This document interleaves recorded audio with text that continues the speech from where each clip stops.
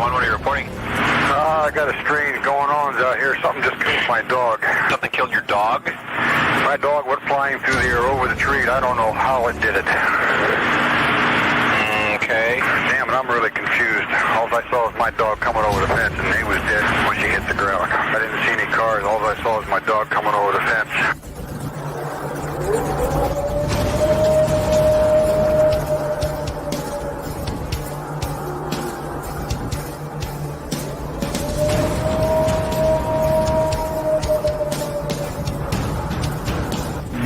What are you reporting?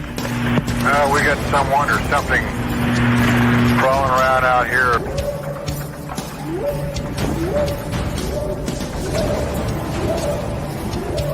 Did you see what it was?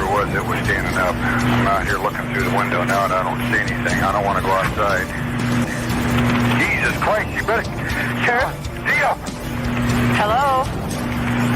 Get somebody out here. What's going on now, sir? That son of a bitch is about 6'9", I don't know. Do you see him now, sir? Yes, I'm looking right at him. Uh-oh. And welcome, everybody. Hello, Daniel. What's going on, man? I'm very, very well. How are you, Brian? I am hanging in like a hair in a biscuit here in the Bigfoot bungalow, man. I am so excited about our roundtable today. Before we get into all of that, I just want to get into the chat here right quick and say hello to everybody. People have been patiently waiting. We got Troy in Tennessee, who was first in today. Hello, Troy. We got Ristall. Welcome to the show. We're glad to have you. We got Flat Rock in the house. What is going on, man? Long time no see. We got Scott Trent. We've got Jeremiah from Bigfoot Society. What is going on, Jeremiah? Glad to have you, man. Jimmy T's in the house. We've got Scott. Welcome to the show, man. Glad to have you. We got Deuster in the house. Tea Time with Tiffany. What's up, Tiff? And we got Social Squatch in the house. Welcome. We appreciate you being here for this star-studded lineup. We've got Trish in the house. Hello, Trish. I don't want to leave you out. She was posting about getting my book in the mail. I am so glad that you guys are finally getting those. I appreciate your patience with the pre-sale of the book. It did not go as planned as far as the shipping, but they should be arriving over the next couple of days. So we appreciate you guys for hanging in there. Welcome, Daniel. Your brainchild has come to life, man. It's time for the Bigfoot Roundtable. You have put this together. We have so many amazing people that are here to talk about Bigfoot. I've been super stoked about this. I appreciate you asking me to help you host this today. I have been stoked about it. It is not often that you get this kind of caliber of people together in one place at one time to talk about Bigfoot. So kudos to you, my friend, for helping to make that happen. And Thank you so much, mate. I say we get right to it. Let's start bringing these folks on and talk about them. Yeah, let's get straight in. So if we want to introduce our first guest. The man of the hour, one of the men of the hour, is Mr. Shane Corson himself. Welcome to the show, man. Hey, thanks, Brian, for having me on. Thanks, Daniel, for the invite. We are very welcome, Shane. So glad to have you. Without further ado, next on the list is Mr. Alex Pedikov. Welcome to the show, sir. How you doing, guys? Thank you for putting this together, and thanks, Daniel, especially for the invite, man. Appreciate it. You're very, very welcome, Alex. We are glad to have you. Next on the list, the man who needs no introduction, the man himself, the man, the myth, the legend, Ryan RPG Golembeske. Welcome to the show, man. Hello, representing all the Mr. Moms all over the world that love Bigfooting. Good to see you, boys. We are glad to have you both on the show today. My friend and yours, the Bigfoot influencers himself, Tim Halloran. Welcome to the show, man. Thanks for having me, Daniel and Brian. Just glad to be here amongst friends. It is awesome to have you, my friend. Thank you, Tim. Next on the list, we have a pair here in the screen at the same time. We have Joe and Ron. Welcome to the show. What's going on, guys? Hey, guys. We are glad to have you guys. Thank you so much for taking time to be with us.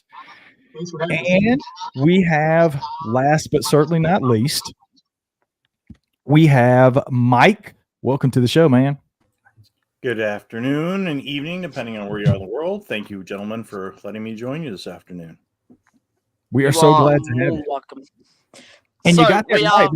have- We got that. We've got people from everywhere, right? We've got people in the UK right now. We've got East Coast, West Coast. We had to wrangle a bunch of cats to get everybody together. So it is really good to have you all on the screen at the same time, and everything seems to be working at the same time. So Daniel, you go ahead, sir. Yeah. So I want to thank you all for being here for the for this roundtable. It's an awesome lineup, and we have some amazing people in the chat. So I reckon, Brian, do we get straight in with our first question? I say we do it, man. Let's go around the horn. Let's go straight to it. Okay, our first question, without further ado, Shane Corson. All right. Well, again, glad to be here. Glad to see all these familiar faces. My question, pretty simple. You know, with all the, pardon me, all the investigators and researchers out there, you know, that have been doing, you know, all this for many, many years. Is there anything, any one thing you would like to see implemented within organizations, individuals in the future here that maybe will help propel the subject further? Is there anything, or are we just at where we're at? Very good question. Alex, we'll go to you first, my friend. Oh boy. I don't know. Maybe I'm a little bit cynical on this question. I think, unfortunately, with the kind of AI and everything that's going to be the onslaught of the AI stuff, I think it's going to be more difficult than ever. I think personally, chain of custody with any kind of alleged video or photo evidence, but at the same time, and we still have debates about the PG footage from the 60s and the Freeman footage and you name it, right? So I don't think video footage has cut it, or any kind of photographic evidence. I don't think it will. I guess I personally kind of think that if there was a situation where it might be applicable, let's say you got some kind of thermal footage or otherwise, and you had, you know, some DNA evidence, maybe something else to back it up, some tracks, so you have different tiers of evidence. I think people just need to, in general, the chain of custody with alleged evidence as well, document things. I think, you know, what like Chris Spencer and Shane and those guys, the OP do, they do a lot of note taking, a lot of meticulous stuff. And now with all the metadata and stuff, with photos and videos and 3D scans, like there's no excuse if you find a track to not try to at least take a 3D scan of it, take your photos, get a cast. So you have 3 pieces of evidence out of one alleged trackway. And then with, as Daniel, I don't need to really explain the DNA stuff. You could even try to find some eDNA from that. So I think we're getting to the point where this stuff is so accessible to general people. It just needs a little bit of education. Maybe that's a direction we need to go in. But I think strictly when it comes to the visual stuff, I think it would have already, if it was already going to prove something, it would have, and I don't think it has. So with AI, it's not going to get any better, because it's one of those buckle up scenarios. AI is good for a lot of things, but there's going to be a lot of fakes, as we see that there has been since Photoshop days. I mean, it's only going to get worse. So maybe that's a little cynical, but I think there's areas where people can, as you know, citizen scientists, kind of improve on their own. So that's sort of my view on what maybe can be done. I definitely think you're spot on. What say you, RPG? Did I unmute it? Hold on. Yep, you're good. Hold on.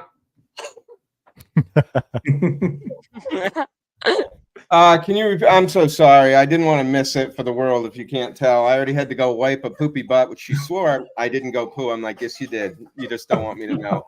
And now this one's choking on applesauce. Great.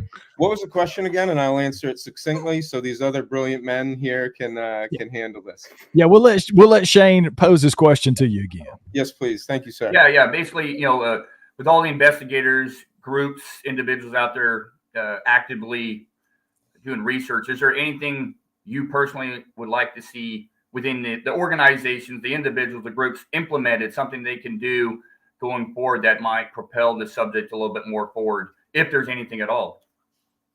Well, I think we should invade academia and like take it over. Meldrum shouldn't be the only one, or there's a few people standing there. We need to encourage that more, and there should be a class on that somewhere. If you can study, you know, a rock star, a present rock star, Taylor Swift, you should be able to study cryptozoology in school. There's enough passion and momentum behind it.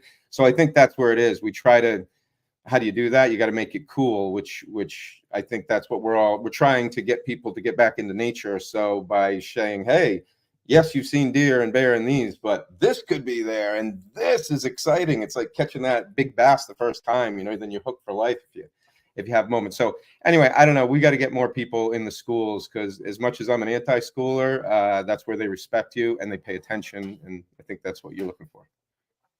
I definitely agree, man. What say you, Tim Halloran? Let me make sure I was off mute. For me, I think so from the folks I've talked to, there's there's more collaboration in this subject than we think, but it's not a collective group. I think if we could get more of a universal, just from possibly just from a think tank, just from people getting together more as a one unit, I should say. I think that'll help. Of course, funding's always a thing.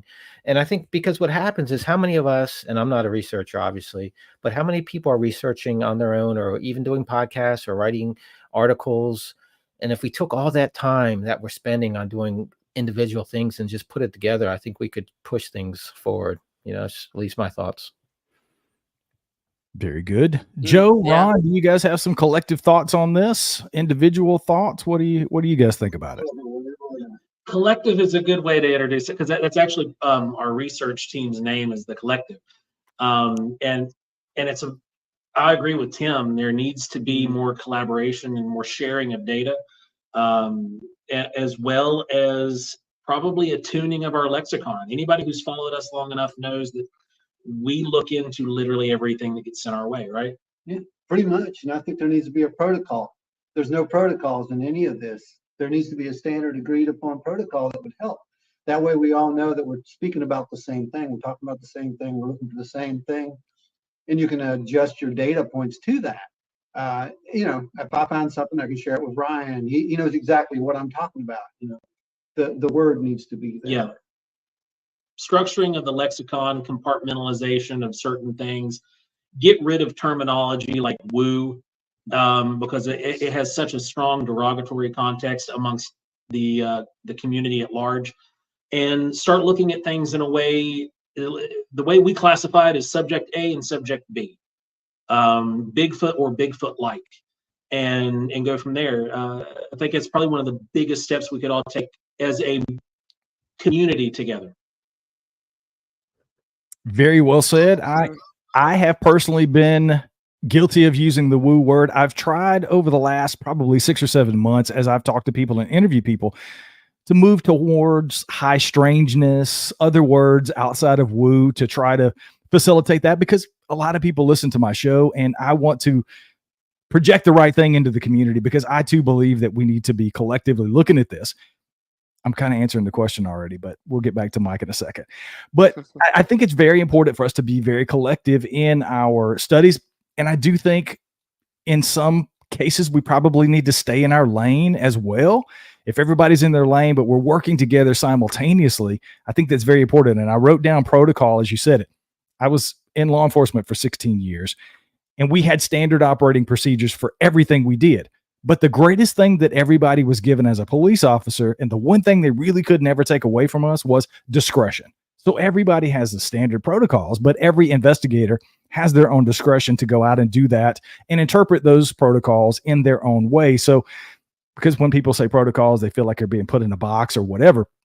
I don't see that at all, because it's just how it works. You have the protocols, and then you have the ability and the discretion to interpret those protocols and implement them in your own way, as long as you stay within that circle of where you're supposed to be playing. So I've now answered the question. So I'm going to let Mike answer the question, and then we'll get Daniel's thoughts on it before we move on. Well, as I'm coming in here at the end, I mean, you guys are pretty much hit most of it, but I mean, the documentation is key, and thinking outside the box. Go talk to folks in other disciplines. Recently talked to art specialist on colors and stuff like that, because now you're not always going to interview a witness that's going to see the same colors that you are. You're going to find folks with visual impairments and everything else. The folks that you're going to talk to are going to see things at different times. So yeah, taking the quote unquote woo element, but everybody has something to offer. Now, be that, the garbage man picking something up at 3 o'clock in the morning, or an artist, they're going to see something a little bit different. So a standardized form, a PDF, something that's searchable, not a lot of folks that go out, document, and documentation, something that's a searchable database is so important. Building a PDF or something that you can share amongst your friends, or like I said, you guys have brought up, we can share around the base. I've done some color stuff that we can share across the world. It's a standardization, and the standardization is so important. Simply carrying a standardized tape measure, I mean, that's so important that we're really missing out on a lot of those things. So very good point, Daniel. We saved the youngest and most knowledgeable for last. You get to speak on this question. What do you think about it, man? So I think one thing that we touched on was working as a team. I think is the most important key, and I think getting other people involved. So kind of the younger kind of generation and bringing them up to kind of help research this topic may give us an answer. And I think having more and more people involved will kind of push this a bit further. I think as RPG said, helping Dr. Jeffrey Meldrum and kind of all those kind of huge researchers. We've got a great team here, and I think that's one key. I then think another key would be, like as Alex said, eDNA is a brilliant tool to use, and then I think to really open up and to open to more everyone using eDNA and everyone using kind of casting footprints and everyone learning how to be out in the forest, and then it may give us an answer at the end. Very well said, my friend. We all kind of stuck to the protocol, except for me, of course. That's my nature. So we'll try to stick to that going forward. I'll remind myself as we go around. So, Alex, we're going to shift over to you, man, and we're going to field your question next for the group. Oh, okay. This is all right. So this is kind of just a pretty generic question, but I'm wondering if everybody has a personal favorite sighting or encounter that they've researched, whether or not you've personally looked into it or been told.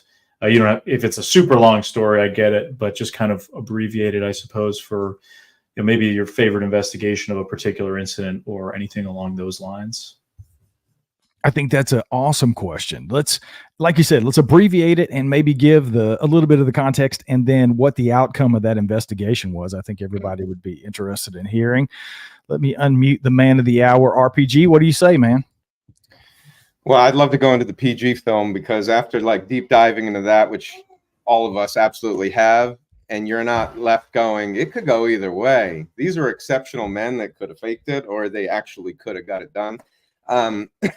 I'll just leave that out there because it's not good to crush people's, most beautiful dream.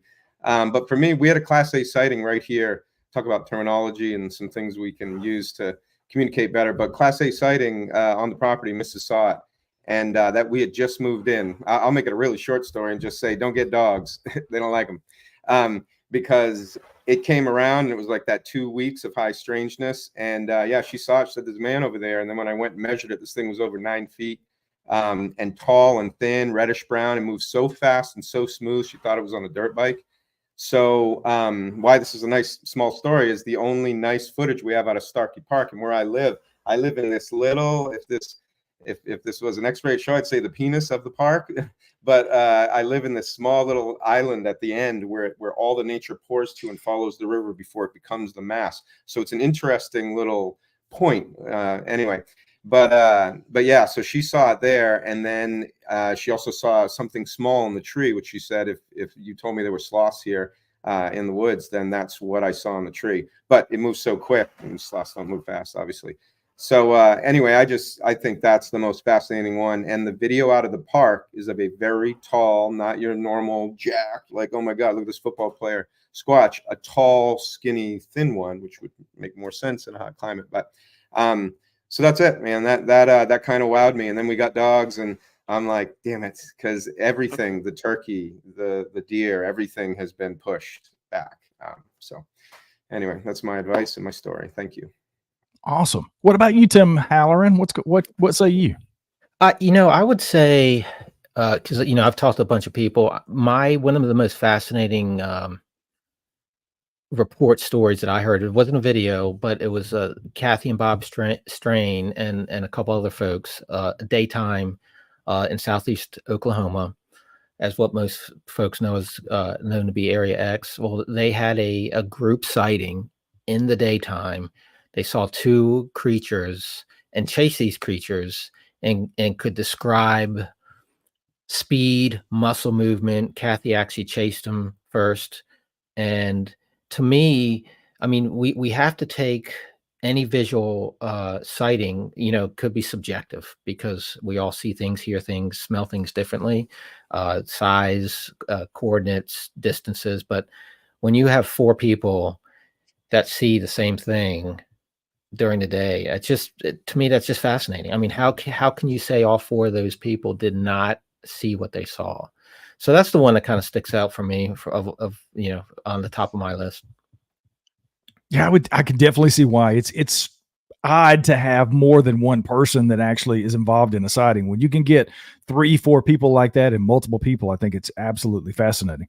Let's go to Joe and Ron. What say you guys on it? I think our favorite investigation is easily agreed upon because we've been asked this question a few times, and that would be the Wanberry site. And it's for multiple reasons. There's been tons of data that's been retrieved from this site. It's still an active area. It's got hundreds and hundreds of acres of wilderness, and it started off with a report that had been sent in to us, and the witness was terrified, experiencing PTSD, and this is a Marine veteran who has issues from prior service anyway, but this is shook her to her core. She had a sighting up on a power line cut after having a traumatic breakup, and was up there crying and wondering, just crying out up on top of the mountaintop, just trying to get away from everybody and the kids and whatnot. And she had this sighting. It freaked her out. She got to the point where she wouldn't let her kids play outside. She wasn't going out and exercising and walking and hiking the property anymore. And she reached out to us, and we went out there. We investigated. We found a trackway while we were there. We cast prints, and we worked with her to the extent to where she was actually able to. She's like, "Well, I'll tell you where it was. I'm gonna set on my porch, and you guys can go do your thing." And then it went from sitting on the porch and talking to us to, "Well, do you care if I walk with you?" And she's like, "I don't want to be on camera. I'll pull my hood up, and you can go do whatever you need to do." And then adventuring out with us, we showed her what sign was, how to do simple tracking, and then explained to her what was going on, explained to her what the data was revealing at that point. And then by the end of the day, which was around a 7-8 hour trip, she had come around to the point where she now had caught the bug. She went from being terrified and unable to go out and walk her own property to becoming one of the most valuable assets of our team now. Yeah. She's documented multiple accounts up there of what seemed to be Class A, or I would say Subject A and Subject B phenomena. Some of the best orb photos amazing. I've ever seen. Never seen geometry within the orb photos, and unrelated to Bigfoot, but just some really strange stuff goes on. It's a weird place. Yeah, just a weird place. It definitely sounds like it is. What about you, Mike? What is your either encounter or investigation that you were involved in? What's been your favorite or most interesting, man? Man, I've got two to kind of bounce on top of each other. But I'd probably go to the privilege I had with Joe Schneider. For those guys that knew Joe, he took me to his location that he had his sighting, and myself and my research partner were the first ones to get a chance to get back in the woods with him to that location since he had his encounter. And having that honor to get out there, and there's enough sightings in that area that really go through, and just to have that honor of being with him in that area was really interesting. because I ended up doing some other research not within 5 miles of where he had his location, or he had his sighting, where there's another sighting.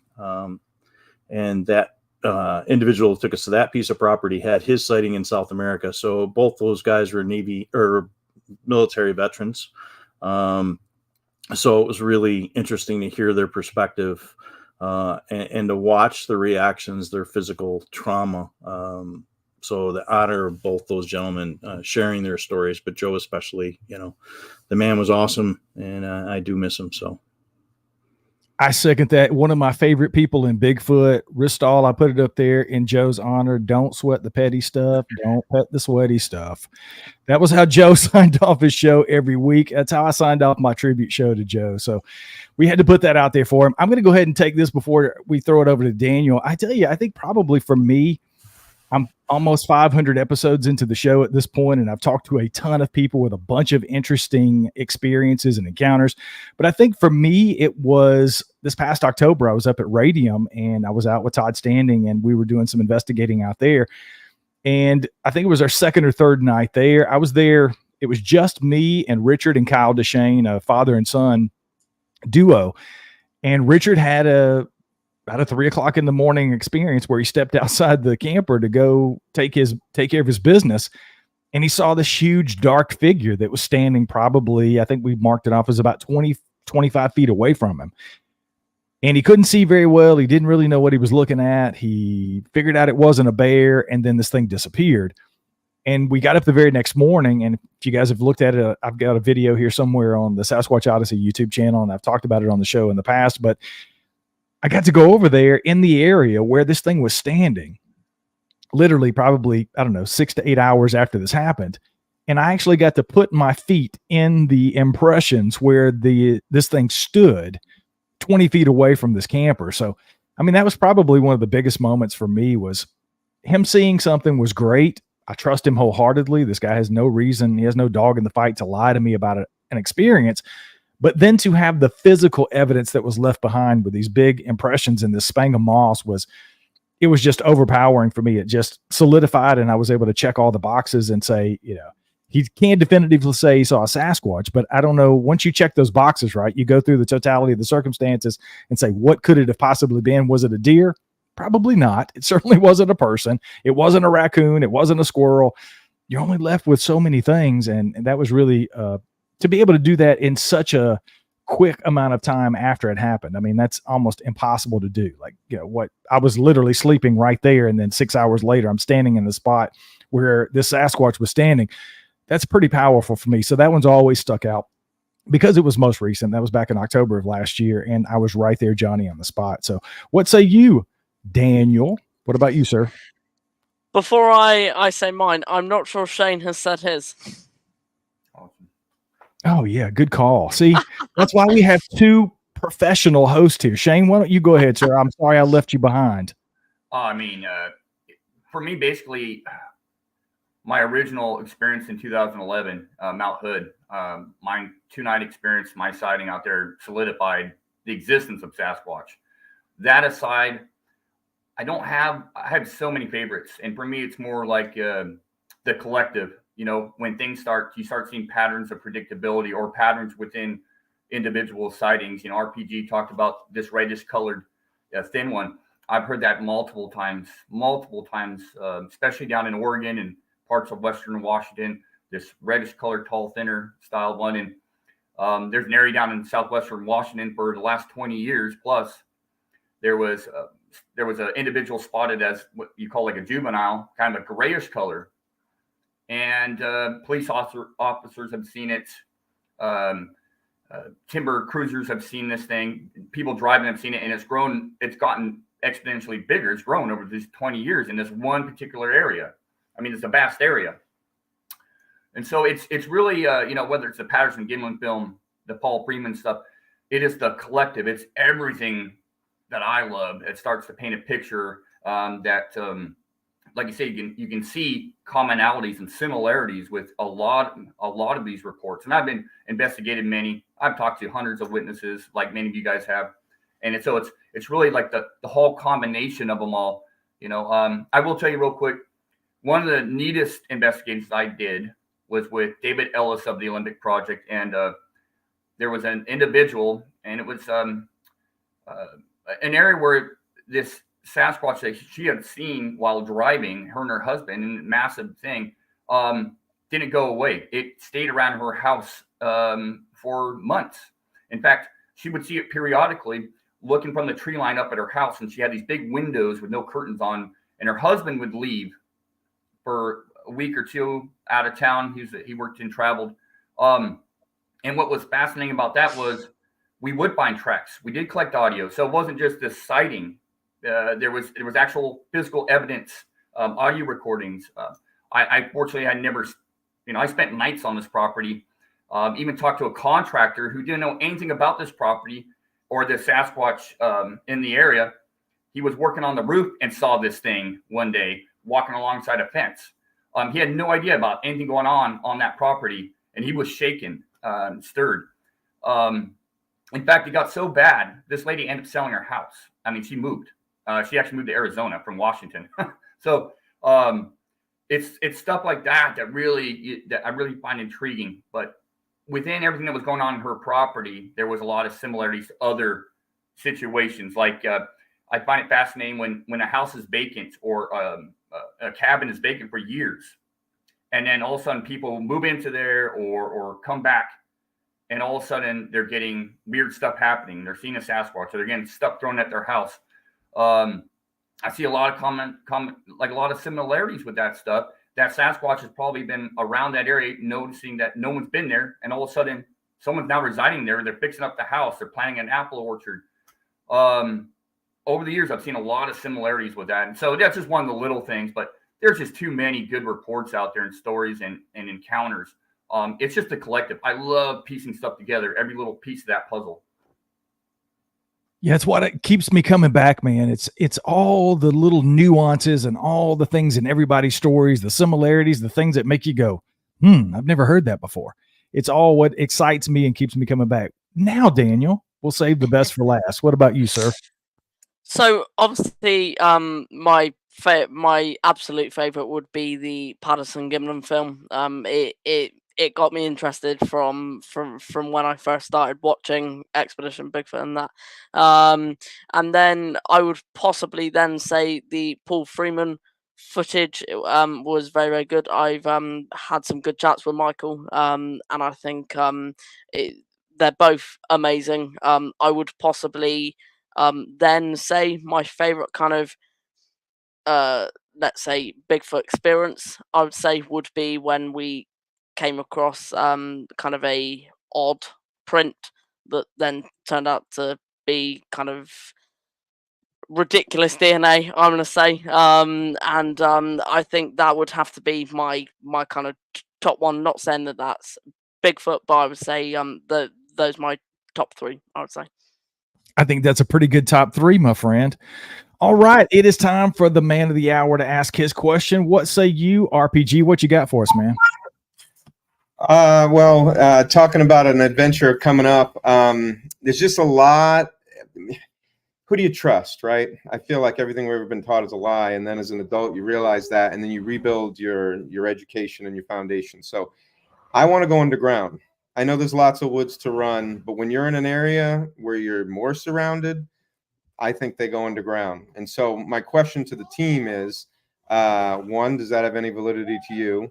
And two, what kind of technologies can we use? Has LiDAR improved? Are there new drones and stuff that could actually safely take us into these areas? Now, don't get me wrong. I think if they are underground, they just move a 400-pound boulder in front of a crack and we're not going to find them.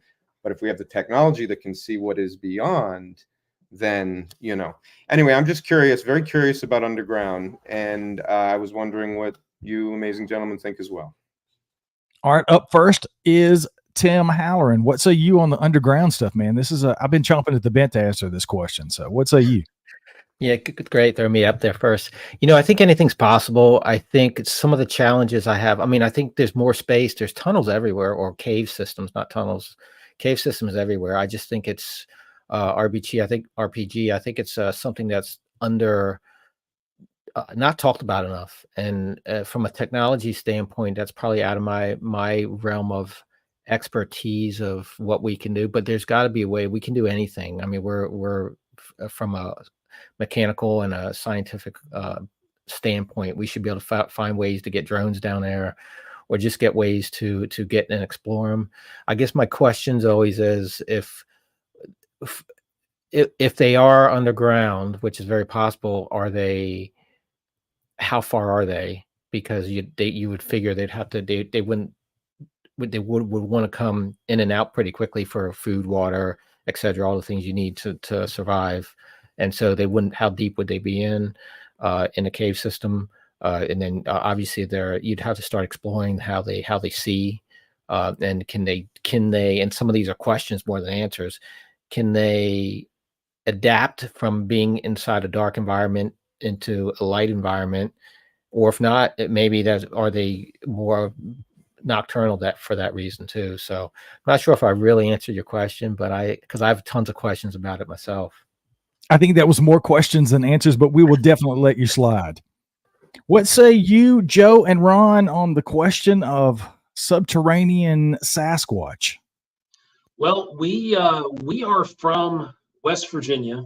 It is the land of probably the most abandoned coal mines on the East Coast, and the majority of them are not sealed off. It's extremely probable that these things are at least using them as winter shelters or severe weather shelters, if not permanent shelters. And when it comes, that's just my opinion. They're there, so why not use them? If these are a creature with any kind of intellect that is as smart as we say they are and behaves as human-like as we say they behave, then why not use what's there? Why not be resourceful? And as for the technology, you've got that. The technology, you're going to need something like ground penetrating radar. You're going to need some kind of experimental technology like it doesn't even exist as far as I know. Something that would generate an extremely low frequency, ELF waves, basically. You're talking about stuff the government's got, but we don't have that on a consumer level right now. And I guess tinkers could possibly come up with something like that. Give me another 10 years, I might be able to make one, but you'd probably be able to buy one by then. But that's what you're looking at. You need something that can go through a lot of rock, if that's where they're at. Yeah. I'm going to go out on a limb and say Doug Hajicek's probably got one of those things in his basement right now, waiting to pull it out. So, like the mad scientist that he is. I don't know. What say you, Mike? Oh, go ahead. If you look at some of the stuff that I think it was China, the Takara Toys, the people who make Transformers, the Transformer toys, they just made a rover camera and you can buy a copy of it yourself, but it's a Transformer toy. I mean, it takes minds like that, like Doug's, to create some of this technology that can deploy in strange and bizarre environments. Strange and bizarre. Connected to Doug Hajicek. That's amazing. What say you, Mike? What do you think about the subterranean Sasquatch, sir? I'm always on that lookout. I definitely, in my area, I've got a lot of waterfalls. There's a lot of stuff back behind the waterfalls. So there are some FPV drones that are out there that have multispectral cameras, thermal cameras. The Avanti there is a caged drone that you can fly into tight spaces. It's a first-person viewer, so you can get in there, and it's a lot of fun to fly and bounce off of walls and everything else, and it'll kind of rewrite itself. There are some small robot cameras that are out there, a lot more for SWAT teams, but there's some little kid ones that are out there that'll give you cameras. They've got track systems, so you can get them in. The LiDAR systems are really come down in price, where you can go on and buy those things yourself through like DigiKey and that, and build your own additions to your drones. So under probably $5,000, you can kind of put your own little LiDAR drone or multispectral or thermal drone together and run them. For work, I use drones all the time. So that stuff is available. I'm not really that experienced with the LiDAR stuff, but getting some of the LiDAR things that are available, using those 3D scanning apps that we're using on our phones, or buying some of the more expensive ones. I mean, you can scan an area for that depth, and I'll always throw that back to Joe and Ron when it comes to the 3D stuff, because they spend more time on engineering. But the kits are out there. I've got a robot kit that's in the shop over here that it's simple, but getting a small, setup and putting the cameras on there, you can do under, at a decent price. But those scans are out there. If you get on some of your state websites, a lot of states have gone through and done LiDAR scans of the environment. I know we have here in New York.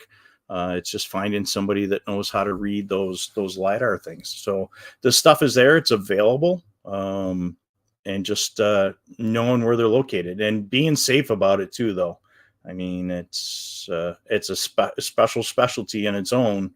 You don't want anybody getting trapped in a cage because, hey, we were talking about it. So talk to your search and rescue, talk to your geology, teams at your local college. You're probably going to find it. But a lot of that stuff is kept quiet, especially if there's mining rights. I know here in New York, you're not allowed to touch any of those minerals. They belong to the state. So any of that precious stuff.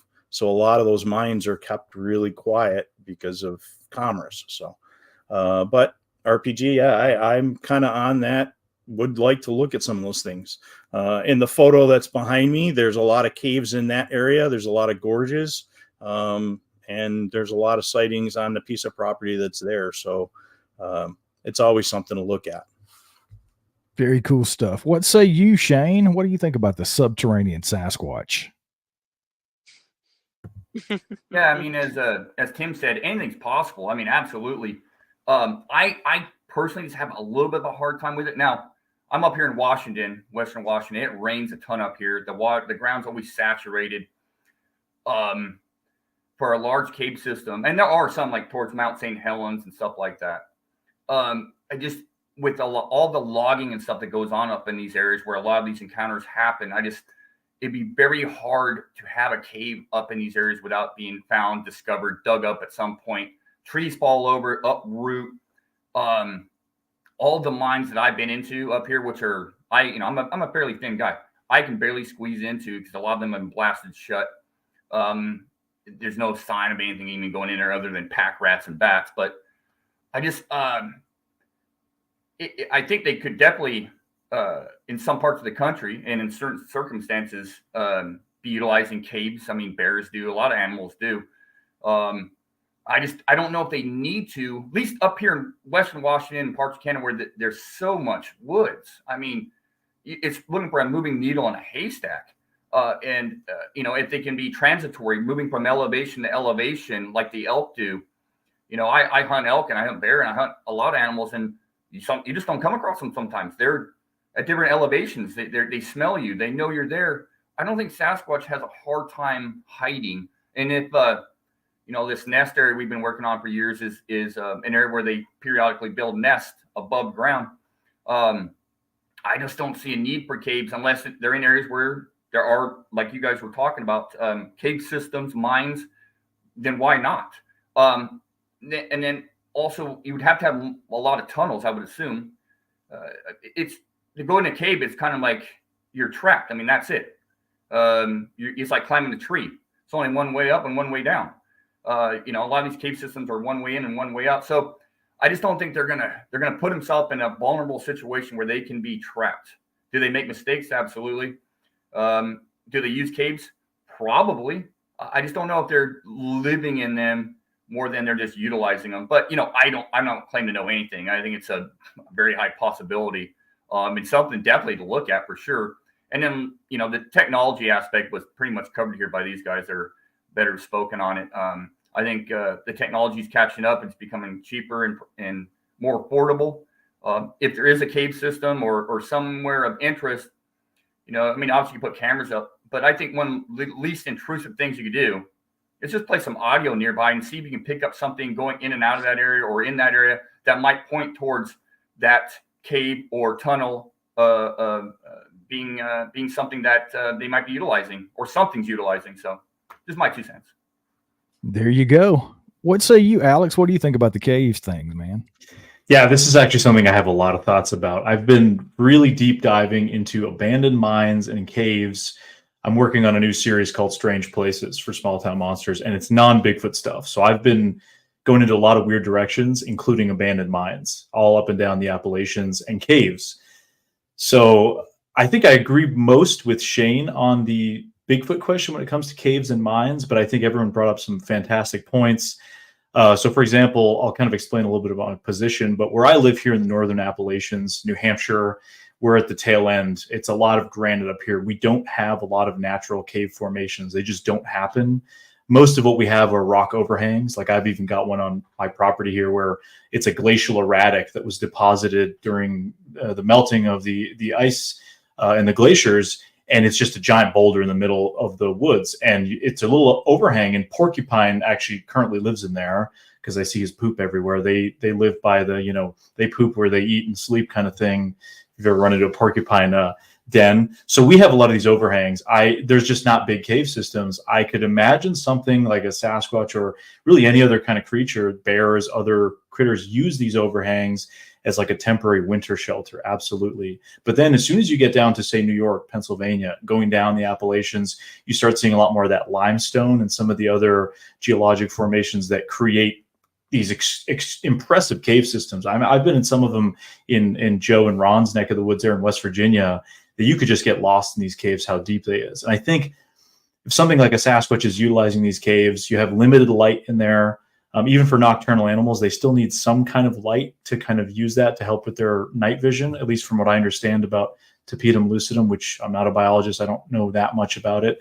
I'd have to refer to somebody who kind of knew what they're talking about. But abandoned mines are very dangerous places. I can't talk a lot publicly about this because I'm working with some people on this topic, and I'll be doing a documentary about coal mining in certain parts of the Appalachians. So I've got to be careful what I say, but and I won't even give a region, not to get anybody in trouble. But from what I understand, there's a lot of these mines that you actually go into, and there's something called black damp, which is an asphyxiant, which will basically kill you within a few minutes. It's some kind of a chemical release from some of the geologic formations in there that, unless you have some sort of a detector, and I think somebody in the comments even had said, buy yourself a gas detector. I think Jimmy T had said that in the comments earlier, and I noticed that. And a lot of these people I'm talking to, they do this kind of stuff a lot, so they have this sort of equipment. A lot of people exploring these places. So and what's interesting is they'll find bones of bears and other animals that have gone into these mines and have died and are just stuck in there because they couldn't find a way out. Maybe they kept going in, there was a threat or something, and they kept going in and they couldn't find a way out. A lot of times you don't know where, especially if it's a natural cave formation, unless it's been mapped, you don't know where it's going to lead to. I watch a couple of these guys that are total lunatics down there in Georgia that go through those tiny little caves. I mean, talk about claustrophobia, trying to go through some of this stuff. And they don't know where they're going to end up. But the technology aspect's really interesting. You do have LiDAR, penetrating LiDAR that's been used to map caves out. You even got found an article by University of Virginia, or James Madison University, excuse me. Students were using this technology to map these caves out. So the technology is there. Again, I think, as other people have brought up, to what extent it's accessible to the public is definitely a question. But I would say, to kind of bring my whole spiel back, I would imagine some mines, some caves, maybe in more remote areas, because especially in all up and down the Appalachians, excluding my area here, from New York down to Georgia, you have, as Joe and those guys talked about, so many abandoned mines. Can imagine maybe using them to some extent opportunistically, but I don't imagine going from point A to point B, again, because let's say a Sasquatch goes in there and runs into some black damp. I mean, they just die down there, and then one of these YouTube guys goes in there, comes across this. That hasn't happened. So yeah, I think I'm a little more skeptical on that, but I don't think it's out of the realm of possibility, especially in an opportunistic sense. So hopefully that, again, I've been thinking about this topic a lot because I've been going into this direction for my other series. So I'll be going underground here soon. So I'll let you guys know if I find anything. There, you heard it here first, people. Alex is going subterranean. This is actually something that came up on the last roundtable that I was a part of. I was a guest over on Calling All Beings with DJ and those guys on a roundtable a couple of months back with Doug and a couple of other folks. And one of those people was Scott Tompkins from the Bigfoot Mapping Project. And Scott is really interested in caves and getting as much data as possible. And he brought it to my attention. I had no idea that there's a federal law that prevents from publishing locations to a lot of these caves that we would love to know where they're at. And that was one of the questions that Scott had. and he was talking specifically about, I can't remember exactly what the law was. And, it's always passed under the guise of safety, which I get on a lot of levels, and I told him that's one of the things that is easiest to introduce in whatever local or state government it is. If it's for safety, if somebody dies, then you can close it off. But I think it has other connotations attached to it. We won't get into that. That's another conversation for another day. But I think it's interesting that during that conversation, we talked more about the colder climates and what do Sasquatch do if they are apes. And typically apes aren't found in very cold climates. Minnesota, for example, it could be 30 below in some of these cases. A cave would probably save a Bigfoot's life, a Sasquatch's life, if they were able to crawl into it and it's 40 below and the wind chill is -60 or whatever. I think it's more along those lines that they might be seeking shelter, very much like some of you guys have said. I don't think it's something they're doing year round. I don't think they need them year round. So that's just my 2 cents, but it doesn't matter what I think. What do you think, Daniel? What do you say about the subterranean Bigfoot, man? So I would say that they now them living in it, I would agree with some of these guys on here that they it is a way that they can kind of just they'll get caught. Let's say a kind of mining team go in there and they have no exit. So I would say possibly they can live at it. I don't think they do all the time, but I think they use it as a travel system to travel through areas unseen, and that's possibly how sometimes they just disappear. They go into a cave to kind of get away from that human life, and then they come back up in a different area. And there are kind of loads of, when you look at the geology of some of the areas, like my area, there's gaps and kind of that they can have that then get through. But I think living in there, I'm not sure. And then going on to kind of the technology side, I think we are evolving very, very quickly, and I think we are one day going to get a piece of tech that will be able to kind of have a look at all the caves. And then I think, but as we have with the LiDAR and all that kind of equipment, I think we have the technology in front of us. Just don't think a lot of people are implementing it in the field.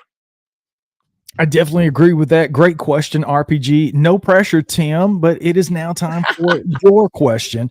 How are you going to top RPG's Subterranean Sasquatch? Wait a minute. I think Joe's got something to say here. Let me and let him save the day here. Go ahead, sir. Okay, guys. We're so sorry, but we're actually in Mothman territory right now up here in Point Pleasant, West Virginia. We're doing some work, and the men in black are getting ready to yank us out of this room. So we've got to jet. I'm so sorry that we got to go, but it's that or never be seen again. So thanks for having us, everybody. We love you guys. And say wow. Thanks, Ron. See you guys. I had one more quick thought about subterranean Sasquatch before we move on. Absolutely, sir. Really quickly. This is something I forgot to mention, and this is just goes anecdotally to the idea of using underground or kind of hidden places. So a couple of years ago, Seth and some of the rest of the STM crew, they interviewed a guy in Pennsylvania who had a sighting, or not a sighting, had an experience that he believed was Sasquatch inside of an abandoned turnpike tunnel. So throughout Pennsylvania, there's a bunch of these abandoned highway tunnels that are literally in the middle of nowhere. I might be going to some of them soon. You may see a video on that, just putting that out there. But one of these ones, which is now actually used for some kind of race car testing, at the time when the guy had the sighting in the early 2000s, he was hiking along, he was a backpacker and he was hiking in this area. And we have the interview with him on YouTube, but he was inside one of these tunnels because the trail had been across. He's like, oh, let's check it out. And they were using it for salt storage at the time for winter. And they're in the middle of this tunnel, and they say they heard what sounded like wood falling, and then they got roared at by something that was just unbelievable. They felt it vibrating their chest. The stereotypical kind of audio experience somebody has, which I've heard a dozen times. Basically, even my buddy Brian in the chat, who had an encounter roared at. You feel it vibrating the chest. So that was an interesting one. And now, of course, that tunnel it's privately owned and it's being used for race car testing. But I think if that indeed was a Sasquatch, which we don't know if it was, but the guy seemed to believe it was, maybe that just goes to the opportunistic thing, maybe moving through a tunnel and someone happens to go in there by accident. So just something I forgot to add in during my initial point about subterranean Sasquatch. So RPG, you got us rolling on this topic. Go on, RPG. Can I drop in real quick? First of all, this is wonderful. I hang with kids all day, so to be around you gentlemen, I wish we all lived close. It'd be really rad. So infrasound, low frequency sound, if anyone can answer it, is I think that would be optimal down there, because if you have this gap and then there's a large cave on the other side that's been blocked, or whatever, you'd be able to use that sound. So if we were in the cave system, because they have tech now that it's down to like $500, you can get a mobile unit that you can attach to your computer and actually record. I'm right on the fence of getting one, right? But using that in the tunnels, I mean, you pick that up, or even just pick that up in the woods in a place where there's no gators, there's no hippos, there's no, what I mean? You're in the Pacific or whatever. Hold on, guys, one sec. Boom, you just found another angle for proving the existence of an unknown animal. So I'm really fascinated about bringing infrasound down there. I think in terms of consumer reach, that's the closest we're going to get to big tech at this point. Hey guys, wow, I'm in charge, by the way, in my house, not them. Anyway, we'll leave it at that. But yeah, infrasound is where I would like to experiment and dabble with. So any advice from any of you gentlemen would be much appreciated. Joe and Jesse from Hellbent Holler have one of those portable units. It's a nice sized little unit. It's not too big. It's really easy to move around. So, well, there was recently this scientist wife and husband team in Africa. They wrote a paper. This was like end of last year, which I read. I kind of having a little back and forth with them about it, but they basically nonchalantly said that they believe that gorillas have produced infrasonic vocalizations that they called the Barry White effect, which I came across this paper, and I think I probably shared it to Mike and Shane at some point in like a group chat. I don't remember. I know it's been a while since I shared it, but yeah, it was nonchalant. They basically said they believe that male gorillas create a Barry White effect, which affects the female gorillas with infrasonic vocalizations, which kind of interesting because the only other primates, to my knowledge, were the lesser, really small ones that might have used infrasound. It wasn't really known, but yeah, that was, I can link that article. I think I have it somewhere if somebody's curious or wants to read about it. They just nonchalantly messaged it. I'm like, hey, slow down. Can we like talk about this a little more? You can't just throw Barry White out and mic drop and leave the room, man. Detail. The question: what he was searching for, Barry White, or for the infrasound stuff? That's the best thing said yet. I love that. Thank you. I can't wait to read that. Something very, very briefly. And I noticed a comment in chat that was very, very intriguing to me. What do you guys think of this?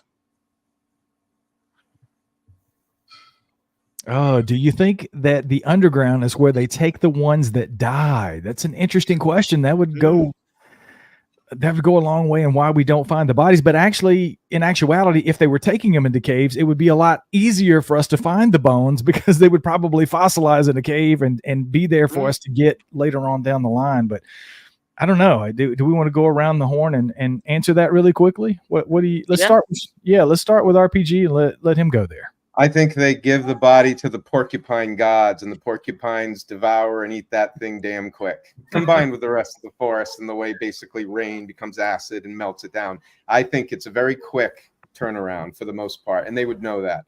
But is anything possible? Do they have a giant burial elephant / Bigfoot graveyard down there? Sure. And I hope Alec finds it, and he calls us all immediately and goes, "Get your ass here, because it's go time."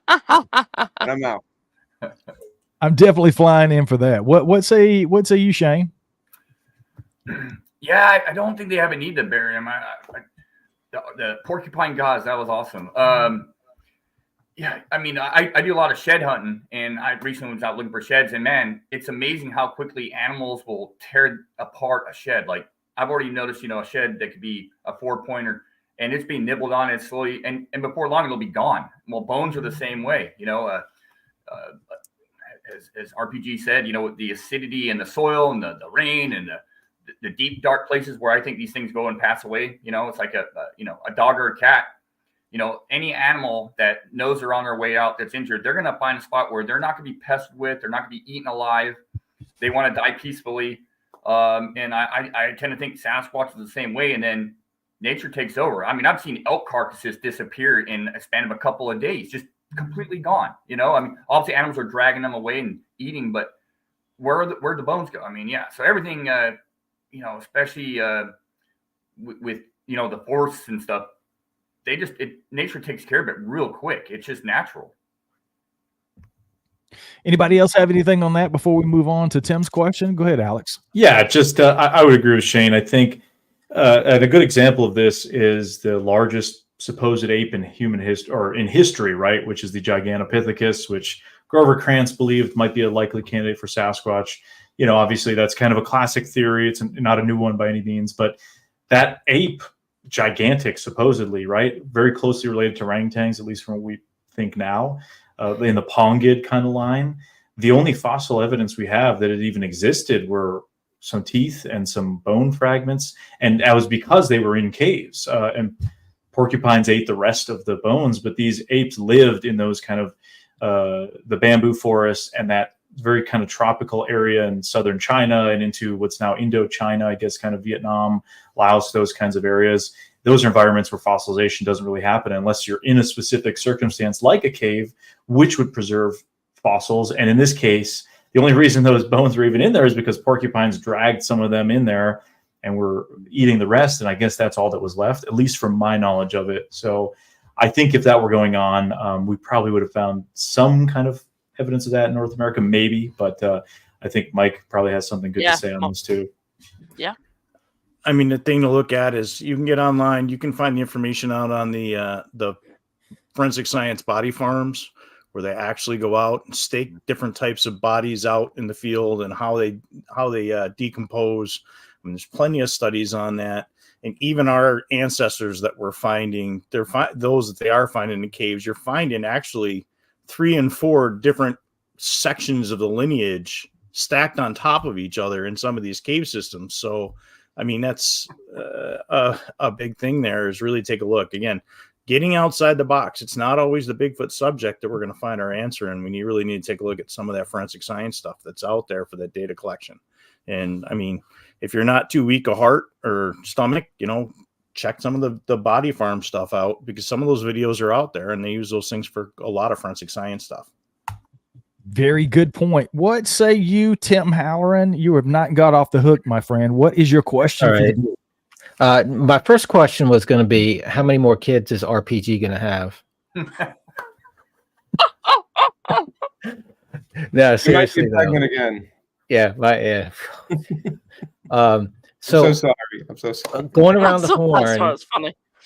We've all been there, brother. Don't worry. Well, maybe not Daniel, but he's a little but so how convinced are you that something exists, Bigfoot, Sasquatch, whatever you want to call it? And if it's not 100%, what makes you doubt on those days? Because I know, Brian, I've talked about those days. 5 out of 7 days you think they exist, and the other 2 days you question it. So that's my question for the group. Questions, 2-part. Let's go straight to Mike. We'll just go around the horn here. Mike, what say you, man? Well, I'm about 4 days out of the week that I am it's not real, and 3 days of the week I am on the it's the real side of things. What keeps me going is the friends that I've met and talked to about their experiences, and some of the stuff that's come to me through some folks. Folks like Joe that I've sat there, listened to him, my buddy Ray, talking to the guys that were with him when he had his sighting. They had a full team of military guys that had their sighting, and those guys have come to me individually, telling me they're gonna, let me know about their story, about what happened, swearing on their families, their jobs, their careers, and putting that on the line. Those sightings, those reports keep me going. And then when I'm about ready to walk away, something in the universe gets slapped in my face, and I won't call it the woo stuff, but things are there. I mean, Alex and I were just down in Florida and had some friends come across stuff, but it's the hunt, and then you have gentlemen like Daniel working on the eDNA thing and what they might, the science experiments that are coming out there, or Shane and his crew up there up north and what they keep coming across. Shane and I have talks about what they have with their nests, and we've seen duplicate things like that on the East Coast. So when the data points hit, it keeps me going. But then there's days you're out in the woods and you're like, nothing's happened. And I spend, quite a few weeks a year in the woods, either up here in the Northeast or down in the Southeast. And it just, I don't know, it just keeps me going. But like I said, there's 3 out of the 4 days a week, I'm kind of like, well, we're going to grab this side of the house, but again, it's those witnesses that I've seen, that you can tell have had some sort of traumatic experience that I'm on the hunt to see if maybe we can help prove them. And I got a background in archaeology and anthropology as well, and law enforcement. So investigations and the data points are so important to me. Excellent, sir. What say you, Shane? Well, yeah, I mean, 100. I'm 100%. They're a real living, breathing entity out in the woods, or in parts of North America. Absolutely. My even if I didn't have my 2-night experience, which eventually I saw this thing, I'd probably 90% that they were real. But now it's not even a question. The question for me is, how many are there out there? Where are they going? What are they doing? What are they eating? How do they survive? Where did they cross the Bering Strait, the land bridge? Where, those are the questions I have now.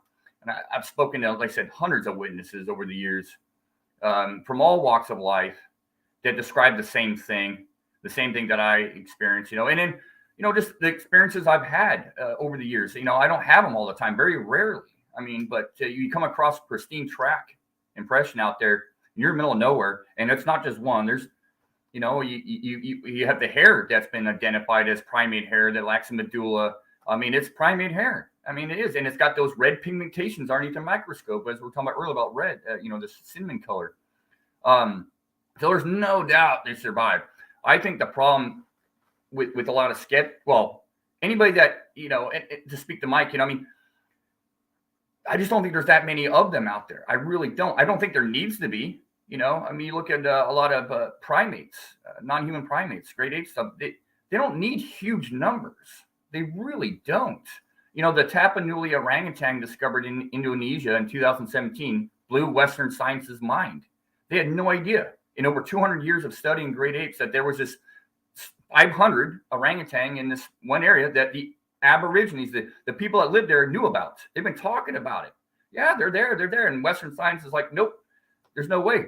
Then a skull comes forward, and then an expedition, a funded expedition to this area, and lo and behold, there is a whole new species of orangutan. What has the Native Americans been saying here in North America? The First Nations, the Sasquatch are there. Yeah. What does Western science say? No, it's impossible. They will be proven wrong one day, and people like your Jeff Meldrums and your John Bindernagels and your John Mindzinskis and all these guys will be vindicated. But I think it's a numbers thing. I just don't think there's that many out there, and they generally avoid people like the plague, and so when you have an experience or an encounter, it's an amazing thing. But as an investigator and a researcher, my advice to people is, I don't do so much like ambulance chasing. If there's a report somewhere, unless it's got something directly involved with what the Olymp Project's doing, or it's an area of interest, that's awesome. Or unless it's really fresh, I'll take notes of that. But I think it's more important to stay in one area where something has occurred, whether you've had a sighting or there've been a lot of reports. If they've been there once, chances are they'll come back at some point in time, and you just need to learn that environment, figure out the travel corridors, figure out the food, figure out the weather patterns, and maybe you'll strike gold one day. I love these answers. This is why you guys are absolutely the best panel, because everybody comes at this from a little bit of a different perspective, and I absolutely love it. Alex, what say you, man? Yeah, this is a complex question. I think a lot of people grapple with. I think a lot of it's personal based. I mean, you talk to somebody like Shane who's had an experience. I mean, I've been to his sighting location. He's taken me there. We've camped there. I don't see why something like this wouldn't exist in an area like that. It's the Mount Hood Wilderness. I mean, it's beautiful, right? I know plenty of other people I've talked to. I've had the luck now to travel basically all across North America to look into this phenomena and see all the different types of environments, whether they're the swamps down south, the Appalachians, the Rocky Mountains, Canada, Alaska, whatever. Do I think they're in all these environments? Maybe, maybe not. I think some are probably more conducive than others. I mean, drive from the East Coast to Alaska like I did last summer, and you'll just be, I mean, it's frightening how much land is still up in, especially northern Canada and into Alaska, that nobody's there. I mean, everyone in Canada is up by the border. So, and over the years, I mean, I've never had a sighting, so I can't say 100%. I lean very highly to that there is something. I mean, whatever it is, there is something going on that causes people for hundreds of years from different walks of life, from the highest education levels to the lowest education levels to no education levels, that are describing almost the same exact types of encounters that to me speak to some kind of consistency of behavior that would indicate a species. Like if you go anywhere in the world and run into people, they have the same types of behaviors generally, right? There may be cultural or ethnic differences, but we're still a uniform species, right? So you have these things over, I mean, recently I spent a bunch of time looking at reports from British Columbia from the 20s and the 30s and going back earlier when I was doing a British Columbia film after I traveled there. And I was running into these stories that you could put these up on Bigfoot Society, on Jeremiah's podcast, or on your podcast today, Brian. And they sound like so many of the encounters I've heard today, yet this was way before the internet, way before there was ever a Bigfoot or a Sasquatch topic. So yeah, I think, again, I mean, I haven't had a sighting myself. I've had a couple of experiences, a handful that I would describe as potential behavior. I couldn't say one way or another that they are 100% Sasquatch, but when you have what sounds like rocks being thrown at you and wood knocking type noises, and you're in the middle of a remote location in Alaska that you know there's nobody else there, it becomes difficult to square that away. Not to say I couldn't be wrong, but there's something going on. I mean, I couldn't tell you what it is. I'm just here to speculate, as I think all of us are. We don't know the answers, but to those that have had an experience, and I know plenty of people like Shane that have, I believe they had an experience. Mike talked about Joe. He had a very interesting experience as well. So yeah, I guess to kind of wrap it up, I do think there is something out there. There's something that's causing these experiences, people across a continent that are having eerily similar encounters that just defies logic, as to why would they make up the same.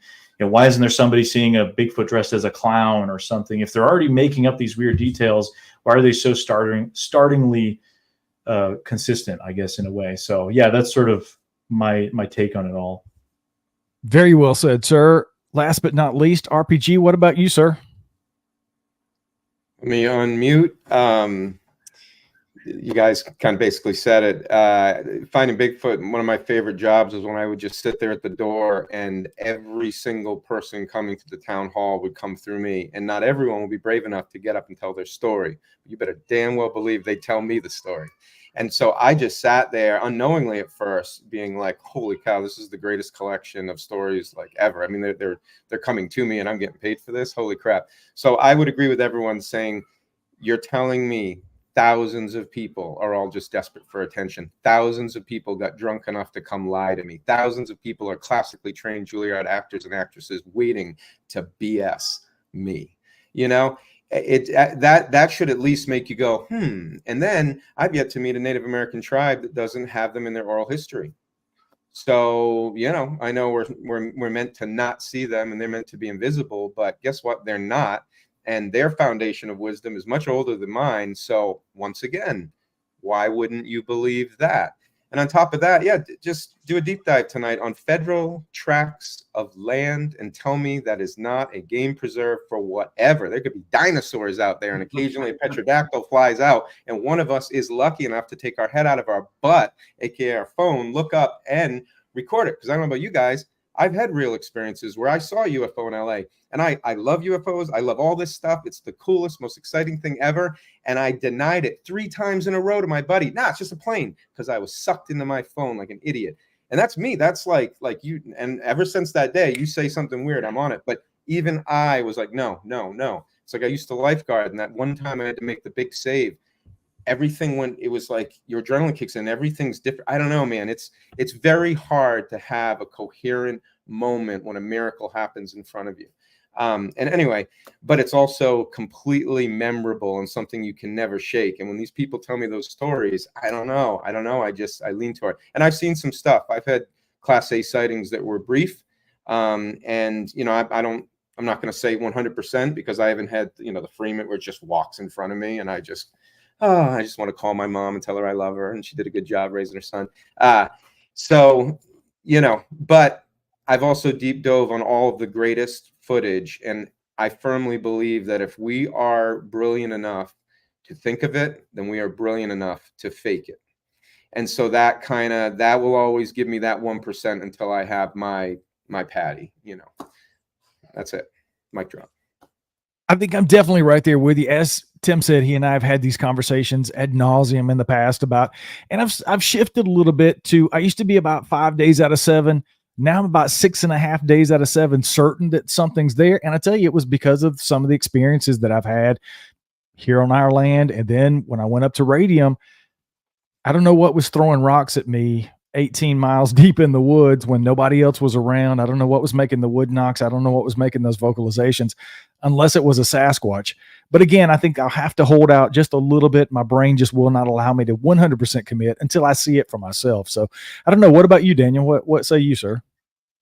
So again, I think half of days a week I'm absolute real, and half days a week I'm like, I have no idea, possibly not. And say I haven't had a experience myself, but I would possibly say it's a one for if it's if, and say I was in the library yesterday and I was sat for probably about 2 hours reading through history books looking for any kinds of history of these like 8 feet tall wild men, let's say, and we found a few things that kind of increased me a bit more. And I think going to kind of the States, I think there's more of a chance in some of the states over in America, and it's like say in the UK, I'm probably 5% that there's something here. I don't think so. But there is some weird stuff going on here. I think it again depends on where you are in the world, can kind of define where these creatures are. Say if you're in Washington, I think absolutely. So I think it's where I think. So yeah, that's kind of sum that up.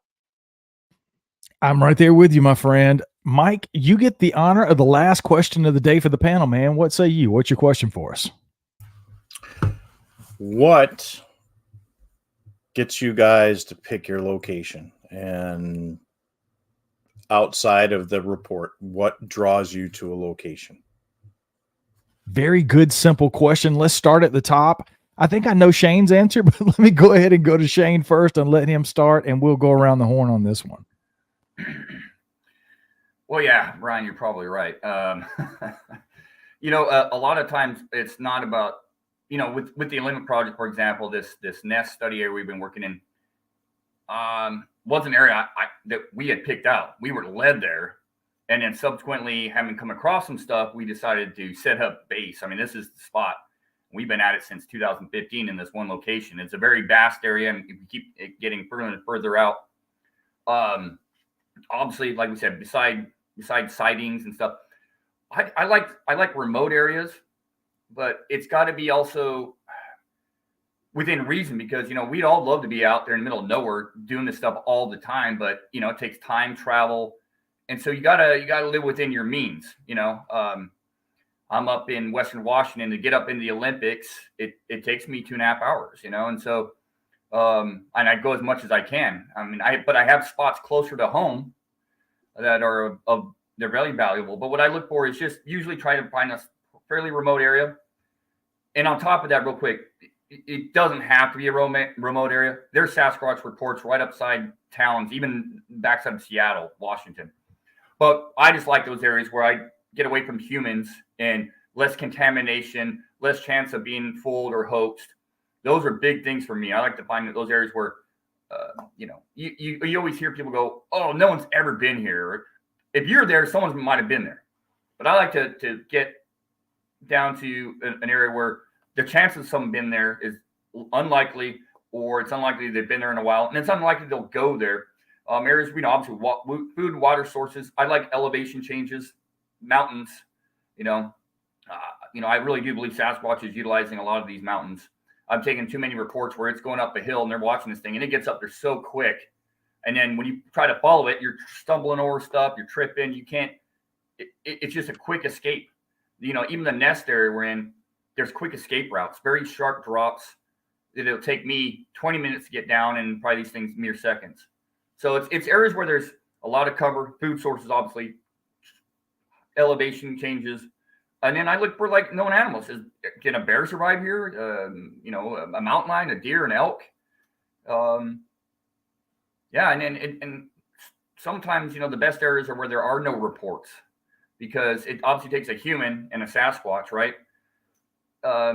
Just because there's no reports from one area doesn't mean there's no Sasquatch. Just means maybe nobody's going there and no one's seen one yet, And so it's really getting out and find, kind of like these virgin areas. I think that those are important. And man, if more people did that instead of going to areas where there's been a report, start looking outside the box, thinking outside the box, well, this thing had to come from somewhere. Let me look at the map, well, there's no campgrounds here. Oh, it's just forest. But there's a creek, and there's a river, there's a lake. That's kind of what I do, and a lot of the Link Project members do. But a lot of cases, we're led to a location. Well, not so much now. We have 3 areas. We don't really, get out of those areas. We love them too much. And they seem to produce periodically. So sometimes you're just led there, but hope that worked for you, Mike. Thank you. Yep. What about you, Alex? What say you, sir? Yeah, it's a great question. So I think I've got like a multi-tiered approach, I guess, to this, because, if I'm home here in the state of New Hampshire, as Cliff Bergman likes to say, the best places to go Bigfooting or to do your research are the ones that are easy to get to, right? I mean, it's accessible. If you're trying to do in and out all the time, twice a week, especially during COVID, during the initial kind of lockdowns, I was going out to an area that I had some experiences in almost every day. And it was something that I could drive to, after work. And I'm here in New Hampshire. It's the second most forested state in the US after neighboring Maine. We've just got a lot of connecting to Canada, millions of acres of woods. When I'm around here, I kind of look at, well, okay, can this habitat support moose? Is there thousands of moose running around, largest animal in North America, basically. And I see a lot of other places that have moose, and that's sort of a biological metric I kind of like to look at, just because if it's supporting a 700 to 1,000 pound animal, and there's hundreds of them running around, I think it might be able to support the other ones, the smaller ones. So anything from Sasquatch size to bears, and then down from there. Of course, you need to have somewhat of a healthy ecosystem. So I guess locally, that's my approach. I look for those sorts of biological metrics. Obviously, water sources. Up here, you don't have to go very far without finding, a creek or a pond or a river. So there's a lot of water sources. It'd be different in a place, say, out west, where it's a little drier, maybe in the Rocky Mountains or something. But when it's come to like my Beyond the Trail approach that I've been doing now since 2021, that's kind of dependent. A lot of times I only have 3 or 4 days to go to a place. That's not a lot of time. So you've got to work with local researchers.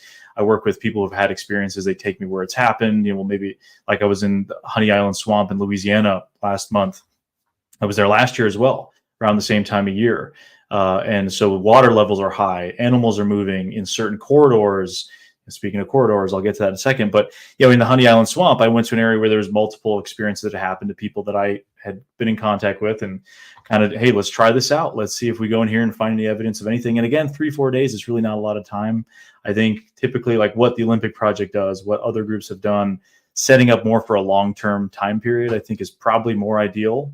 But a lot of times when I'm out there filming, I just don't have the time to do that. So I try to take as much of an approach. But like Mike had mentioned recently, and we were in a corridor area in Florida where a buddy of ours, Matt Larson, has been hitting that area for 3+ years. And it says this is a choke point where you need to get from the animals, they all move from point A to point B to a larger habitat. They have to go through this 2-mile wide corridor. They have to. So why not focus on an area like that, catch something trying to come through? So yeah, I think again, when it comes to when I select an area, it's a multitude of factors, whether if it's something more local or if I'm being directed there, or if sometimes I'll just look on Google Earth and be like, this looks like a great spot.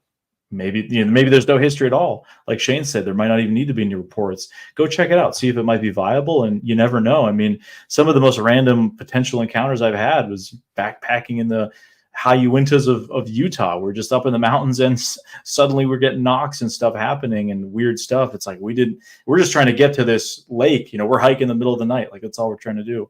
So sometimes it can be random like that. But yeah, I don't think there's a set kind of method, just sort of different. I think it depends on the locations too. What about you, RPG? What drives you to an area for research, man?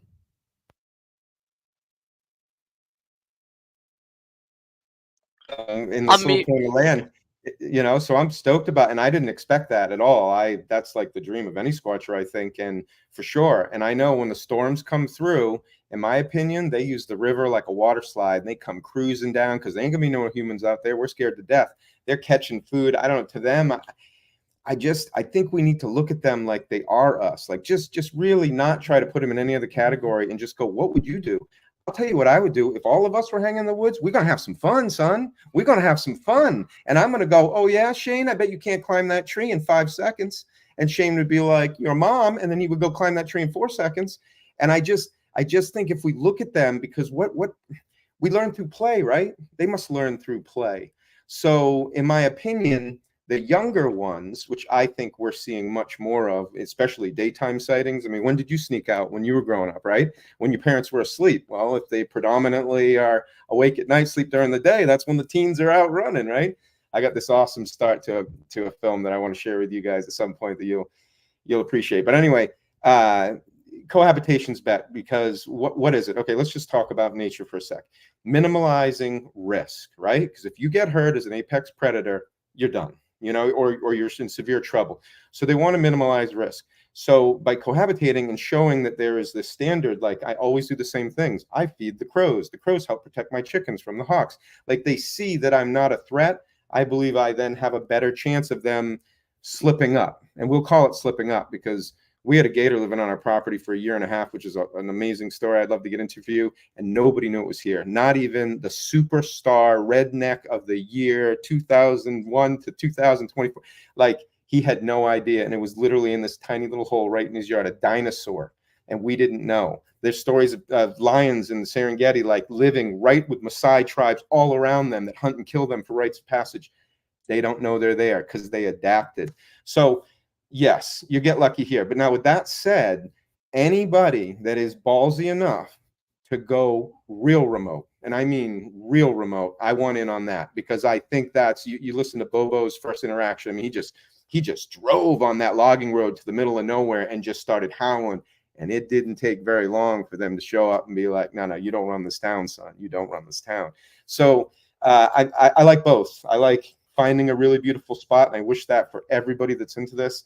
And then a group of friends that are ballsy enough for us to go far. And I mean where it's a little scary for us, that's my 2 cents. I'm ready to go on that trip with you. I want to be respectful of everybody's time. Daniel and I had some questions. We're gonna table those. We've been going almost an hour and a half. I want to go around. Go ahead, Brian. Did we do Tim? Oh, yeah. We should probably do that. That's why we have 2 hosts again, folks. That's keeping that's all good. You go ahead. Yeah, I'll make it quick again for the interest of time. I think number one, being realistic with yourself. If you've got to be able to get to an area and access it as much as you can. If it's 6 hours away, how often are you going to be really able to get there? So it's got to be within your time frame where you can get there often. And when you're there, it takes time. You got to become normal in that environment because you got to be threatening, and you've got to become just like everything else out there. So when you're there, the more time it takes time, the more time you're in an area, and that area, it's going to be, you're just going to be like any other thing in the woods. So you're going to be less threatening. And again, it could become to how you prepare yourself, or whether they know what firearms are or not, I'm not sure. But then, I think the areas, because reports are interesting, because you could have, it takes more than it takes, like Shane said, you got to have a Bigfoot, you got to have a witness, but then you got that witness has to actually have to report it too. So sometimes reports are great, but then some people aren't even reporting them; they're holding them in their back pocket. And like any other animal, you would think food, shelter, and cover those. So cover again for escape measures and water. So they've got to be around. They've got to have things to eat, and they need water, and then they've got to have areas to hide and sleep. So that's where I would say be the best spots for me. Very good, sir. So now let's go around the horn. We've closed out the questions. Everybody had excellent answers, obviously excellent questions. It was an amazing discussion, but I want to give everybody a quick opportunity to talk about what they've got going on, what you guys got coming up. I know you guys have got irons in the fire and appearances, and we want to be respectful and let everybody know where they can catch up with you, where they can see you, where they can go. And let's start at the top there and work our way around with Shane. Go ahead, sir.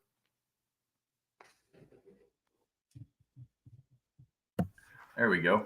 Yeah, I mean, I do some speaking engagements throughout the year. I'm trying to keep it to minimal because then you're speaking more than you're being in the woods, So I'm trying to really curtail some of that. I did the Squatch Fest down in January down in Kelso, Washington. I'll be in Tennessee in July, Gatlinburg, June or July, I forget. It's July. July. Thank you. July 27th, the Smoky Mountain Bigfoot Conference. Correct. Yeah, it should be a good one. And then I got a few more Sasquatch Summit up in Ocean Shores, Washington, coming up in November, and a few smaller ones. But mainly, it's this time of year right now is one of my favorite times to be out in the woods.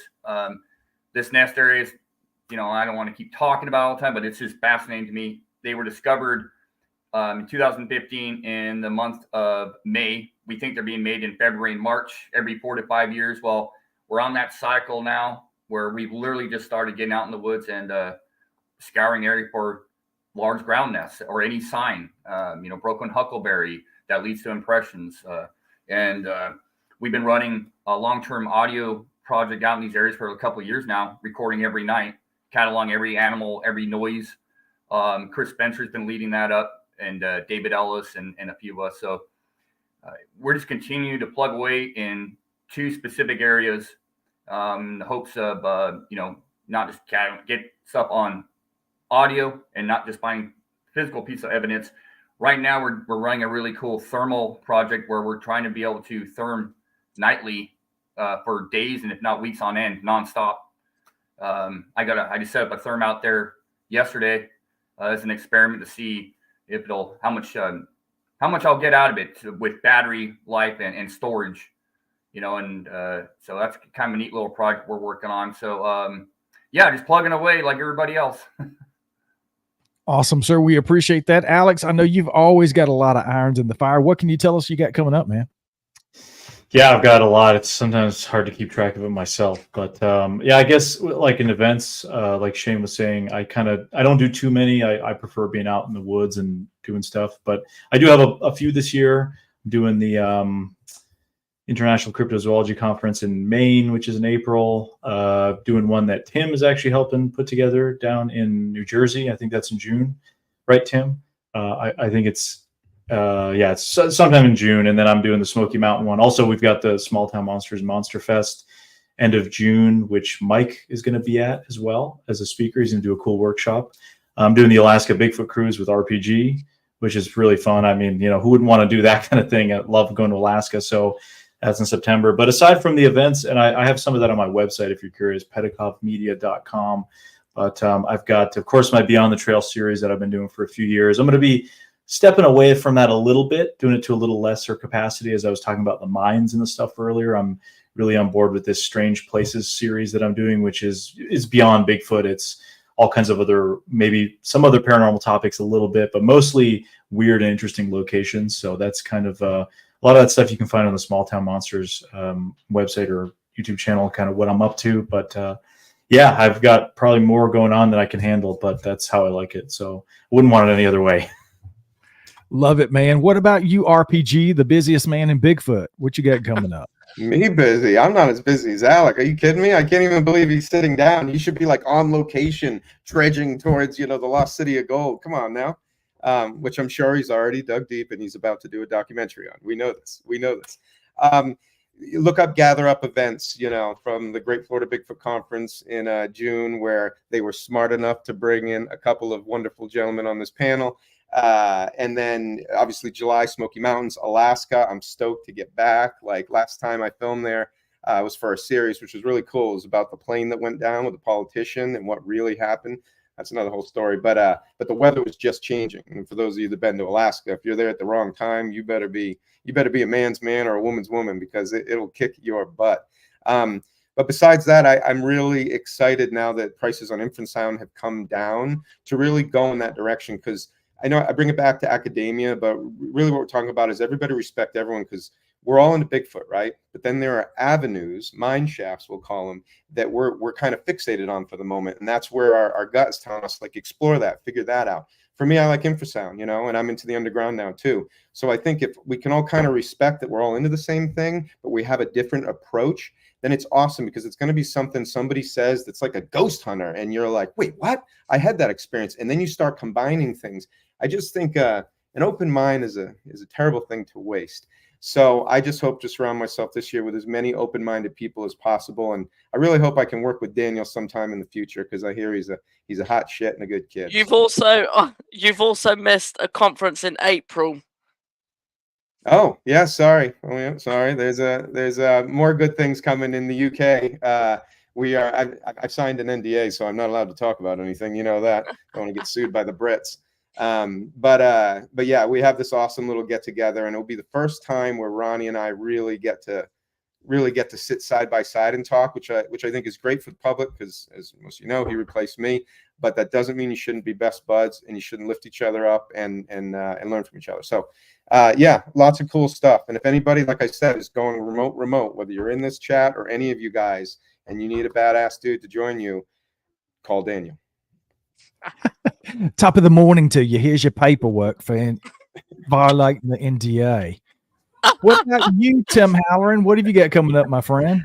Oh man, so I guess first and foremost, as some on here know, I'm feverishly trying to get the second volume of the book complete.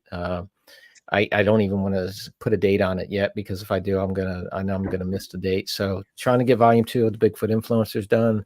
Obviously, our weekly podcast goes out every single Sunday, part of the Untold Radio Network, which is amazing. A lot of you folks have been on there already, and more to come. And then I guess the next event, Alex mentioned one in June that I don't know if I'm really helping, but I'm just supporting it in North Jersey. And then the next one, though, Ohio Bigfoot Conference. So I know Mr. Brian will be there, and I look forward to seeing you there. And just keeping busy. It's a lot of work, but we love it. That's why we're all doing this. Absolutely. Mike, what about you, sir? Well, I will be heading to Ohio in June for Monster Fest, as Alex said. September, I will be in Whitehall. So those are my two big Bigfoot events. Alex will be there for Whitehall as well. In June, with my co-host Christy London there, we'll be doing the Rochester Parafest, a big fundraiser for our local veterans outreach. Then I have my podcast, Where's My Sage? So we're always out doing some paranormal stuff on the side. I'm going to be pushing a lot more on using Pantones and colors to, when you guys were talking about what colors did you see? It's a nice official color. Shane and Alex have seen that, and Daniel firsthand on how we really can get that information going, and trying to do a deep dive more on UV light. And hopefully some of that's going to come out from our experiments last weekend in the swamps of Florida. So a lot more UAV stuff. And then, of course, trying to help our friend Darby there at NC State University push that hair study. So, time for folks to put up, shut up, get your samples out. If they're paying for the samples to be tested, we want to know about that DNA, send that stuff to Darby, because he's got all that information going. So I just sent a whole bunch of known animal samples to him. So got with some taxidermists and set stuff out to them. So folks that say can't pay for it, they're paying the bill. So trying to help network our friends. That's my big thing right now. Collect as much data. That's where I'm at. So yeah, Ohio and then Whitehall are my two big ones, and then the Rochester Parafest. So awesome. Darby Orcutt right here in my home state of North Carolina doing some fantastic stuff. Daniel, what about you, sir? What have you got coming up? So, as I mentioned with RPG, in April we've got the VIP Bigfoot Bash with RPG there, Ronnie, LeBlanc, and Renee Holland here in the UK. Can't wait for that. And then we have I will be at the Great Florida Bigfoot Conference in Ocala in June. Can't wait for that. And then we have the big conference coming up here in July as Brian, you as our guest headliner. Yeah, so I'll be at Cryptid Conference UK. So those are my kind of three big conferences this year, and a few others coming up. And then I have obviously my Mythical Legends podcast. And then I've got my new book out, my Bigfoot Life, and so we're yes, I'm kind of everywhere. So yeah, so thanks. Excellent. Well, I will be at the Ohio Bigfoot Conference. I'll be hanging out with Cliff Barrickman there. Cliff actually wrote the foreword to my new book, Sasquatch Unleashed: The Truth Behind the Legend. It is everywhere. You can get it anywhere you get books. You can get it directly from us if you go to paranormalworldproductions.com. We're selling some autographed copies there, and we got some cool book bundles. I will be there. I'll be in Ocala at the Great Florida Bigfoot Conference. I will be up in the Smoky Mountain Conference as well. I'll be all over the place. I think we've got like 10 or 12 events through the rest of the year. You guys can go check all of that out at paranormalworldproductions.com. I appreciate everybody here. I thank you guys so much for taking time out of your busy schedules to be with us. This was one of the most awesome Bigfoot roundtables I have ever been a part of. You got something before we get out of here, Daniel? Yeah. So I want to say thank you to everyone in the chat, and thank you for everyone here on the panel for making this happen. And it's been amazing. Something that I will mention is every month this will be happening with loads of different people. And I hope that it's both me and Brian hosting together. So every month this will be happening. Don't forget to share and subscribe and like. So thank you very, very much to everyone here, and thank you very, very much to everyone in the chat. Nothing else to say, but you guys have a great rest of your Saturday. Thank you guys so much, and here comes the outro.